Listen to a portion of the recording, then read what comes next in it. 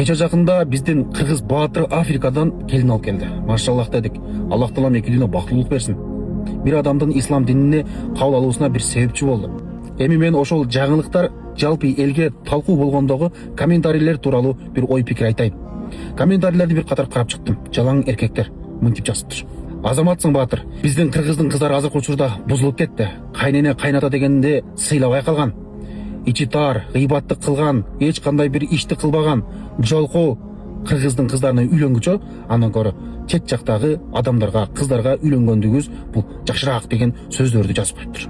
Ишенбесеңиздер, мынаке, өзүм көргөзүп коеюн.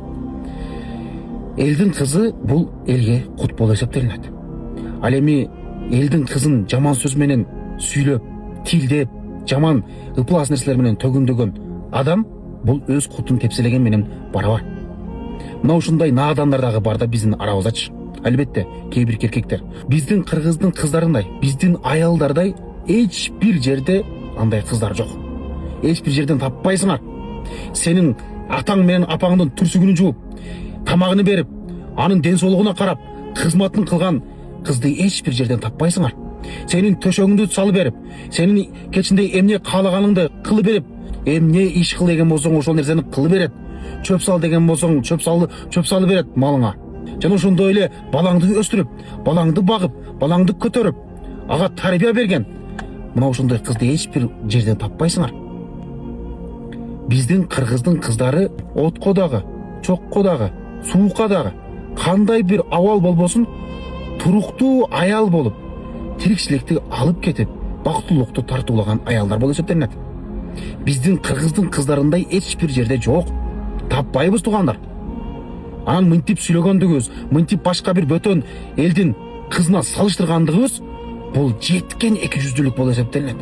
Жеткен кыргыздын эркектери өтө слабый болуп кеткендигин тастыктаган болуп эсептелинет. Ошон үчүн биз эркектигибизди көргөзөлүк. Мейли, башка улутка үйлөнгөндөр, турмушка чыккандар чыга берсин. Бирок кыргыздын канын таза сактап кетели. Кыргыздын канын нухура кылып, тээ күчтүү баатырларды чыгаралы. Анан эле бир каныбызды бузуп, же болбосо каныбызды биз оңдошубуз керек деген бир чала патриоттор бар. Мен жеке өзүм бул нерсени колдобойм. Ооба, динибиз бул нерсеге каршы эмес. Бирок кичине болсо дагы патриоттулук болуш керек. Ошон үчүн урматтуу эркектер, эскертүүнү туура кабыл алып, биздин алтындай болгон кыргыздын кыздарына эч кандай жаман сөз айтпайлы, тилдебейли. Алар назик, сүйүүгө гана татыктуу.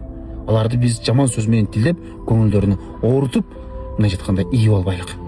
Мындай кыздарды эч бир жерден таппайбыз.